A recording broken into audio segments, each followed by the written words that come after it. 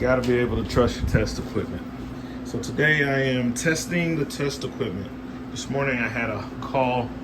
I do a lot of heavy electrical diagnostics, electronic diagnostic. It's a big component in what I do as a certified RV tech, right? So I keep a lot of different equipment to do the job efficiently, and I'll strap that on and so I can do some hands-on testing here. So I was having an issue. I didn't know if it was an issue with the electrical system on the camper, but I never rule out my equipment. So in the end, I got the hydraulic system diagnosed. It was a bad pump, but I didn't like some of the results that I were getting on my test equipment, namely the battery voltage being supplied when I press the button. So if you don't know about power probes or circuit probes, this is an Ansel. It's been really good. I've been using this thing for a long time, and I've used it a lot, and I've abused it a little bit, meaning when you work on electrical stuff, sometimes you will inevitably run into problems like dead shorts and stuff like that. You put your test equipment on it and your equipment kind of takes the hit. So when it comes to power probe, that happens a lot because you're trying to diagnose a piece of equipment and energize it, which is one of the main uses of this tool. The conveniences is to test components. But when you test bad components that are shorted to ground internally, it backfeeds that power into your probe. It shorts out your probe. Okay, so on this one, the screen will blink out white and then come back. It will basically reboot. And I have learned from having this tool that when it's doing that, whatever I'm testing is a bad component. It has a short to ground. So I don't do it anymore on that piece of equipment. But I use this thing like thousands of times. So it takes hundreds of hits. Now the Power Probe 4, they've kind of fixed that problem on the actual brand name Power Probe by putting a breaker on it. So that's just off topic a little bit, but kind of on topic, because that's how I think this is probably kind of got worn out. Maybe we're going to test it out and see. So what I'll be doing is resistant testing with the multimeter. I have already zeroed out my leads. I'll turn it off and start again so you can see what I mean by that. So I'm turning my meter to ohms, and there is going to be a level of resistance in the leads, and I want to zero that out, kind of like zeroing out a scale, so that I'm not getting false readings. So I'm using a probe and a clip. So as you can see, the resistance on my leads, which are good length, with these two attachments, every time you make a connection, you're going to have some loss. So the way these leads are set up, you can put different attachments on them. This is why how I'm able to have this and this on the same leads. So I have 0.2 ohms. That's not a lot, but I don't want it to influence my testing. So on this Fluke 87.5, hit the delta and it zeroes that out. Now, as I test, I will be able to test without having that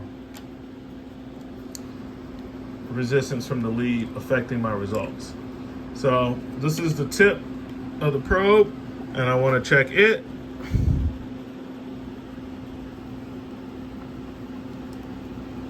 Let's get a good connection on it. So basically nothing, bouncing between 0 and 1. So that's not my resistance. So the problem is I was getting a heavy voltage drop. So I would connect to the battery's at 13 volts, and then I would supply power through the probe, and it shows you what the power will be applied before I even attach it to a load. I can see what it's gonna be. So that 13-volt battery was dropping all the way down to like 9. So I probed the battery and it's 13. I hit the button and it says 9. So like, oh, well, either the battery has an issue because the voltage drops under load. You know, you can actually put a load on it and see what the voltage drop is. Or I have a problem with my equipment. So nevertheless, now I'm testing the equipment to see if I have a resistance issue on my equipment. All right, let's get these guys out of the way. So since I know this is good, I can go ahead and connect it back to my power probe. Got that connected. So now I want to test the resistance of from the ground to the tip. So I will go here, and then I will go here, and then to apply a ground, I use the switch to go down, and as you can see, going from the ground through the tip, I'm getting almost nothing. Okay, so that's good. So now I want to test my first run of leads, the hardwired section. All right, I've already tested this component, this connector, which is the alligator clip, and it was good. So what I want to do is I want to test the ground through this negative part. So I will clip, sorry about the finger, guys. Need to get a good strong bite on the probe here. All right, and I'm going to apply ground. So this time, instead of going through that short lead, we're going all the way through the long lead and 0.3 ohms. Still pretty good. It's going through all of this wire, going through the alligator clip, through the run of wire, through the power probe, through the switch, onto the tip, 0.3 ohms. Okay, so now let's do that same test on the positive side.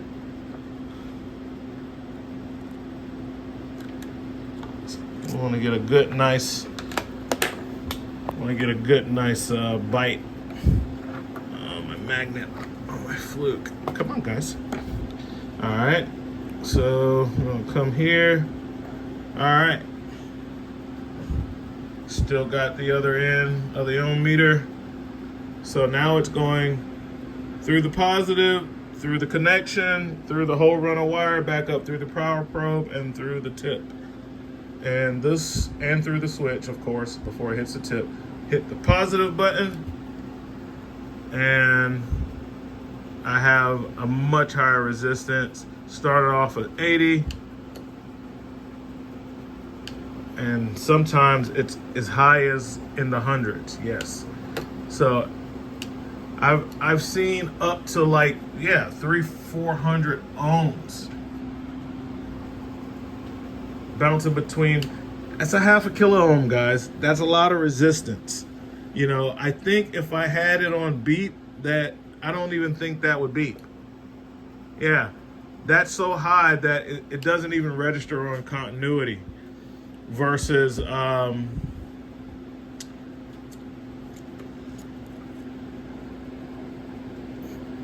negative, which is low enough to where it would have registered on a continuity test.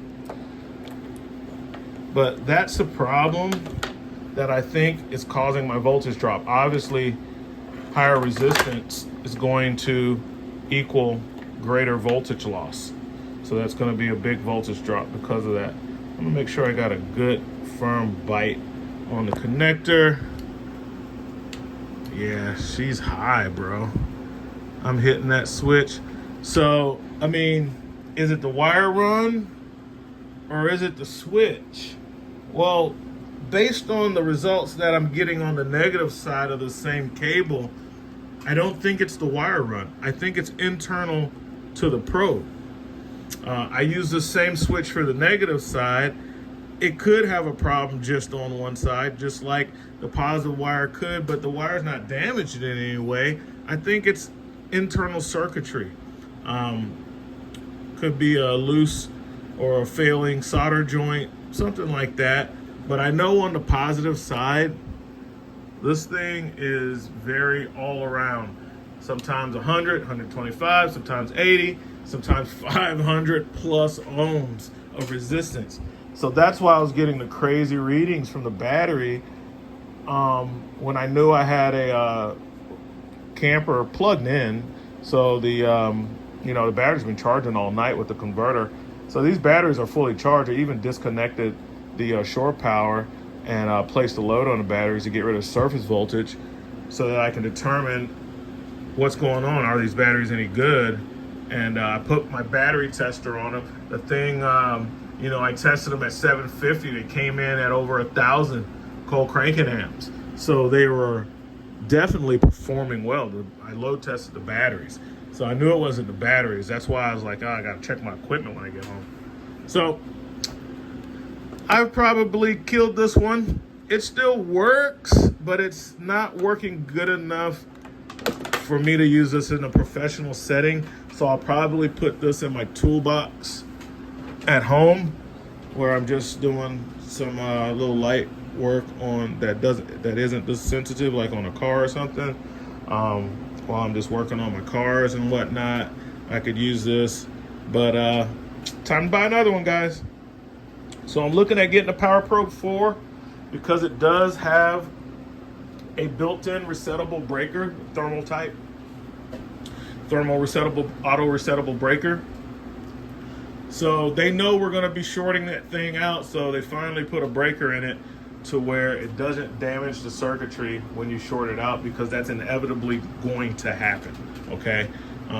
When you're applying power and ground to actuate components, that's going to be part of it. All the components are not going to test good. So that's what we got, guys. Just wanted to give y'all a quick overview. I didn't even use the chest cam. I was able to do it all with the phone. Sweet, easier editing for me. Probably no editing. And yeah, so it's always good to have backup equipment. I only have one of these. I don't have two of these. So, but it's at the end of the day, it's a meter, and I have many meters.